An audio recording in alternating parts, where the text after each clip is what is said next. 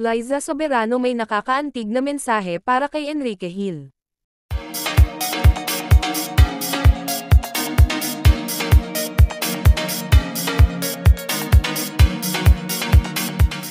Hanggang ngayon ay laman ng social media ang celebrity couple na si Liza at Enrique o mas kilala ng lahat na Lizken couple. Matapos kumalat ang balitang pag-propose ni Enrique kay Liza. At ngayon ay hindi pa rin matapos-tapos ang mga kaganapan na nangyayari sa kanilang dalawa, dahil nga sa pag-propose ni Enrique Hill at dahil dyan ay mas lalo pang pinag-uusapan ang relasyon nilang dalawa. Pinanggigilan din ng mga netizen ang engagement ring na binigay nito kay Liza dahil sa sobrang expensive at sobrang mahal nito, at hanggang ngayon ay hindi pa rin makapaniwala ang aktres na magiging Mrs. Hill na siya.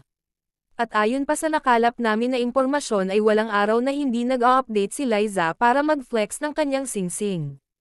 Samantala naman, isa pa sa nakalap namin na balita ay may nakakaantig na mensahe ito para kay Enrique Hill, na kung saan labis ang pasasalamat nito.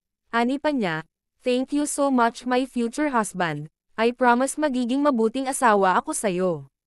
Sobrang saya ko kasi ikaw ang makakasama ko habang buhay." At talaga namang nakakaantig ang munting mensahe ni Liza para kay Enrique. Samantala naman, ipinaalam na rin ng dalawa kung ano ang kanilang upcoming teleserye this year. And this are chika for today mga ka-showbiz, sana nag-enjoy kayo. Don't forget to like, share, subscribe and click the notification bell for more updates.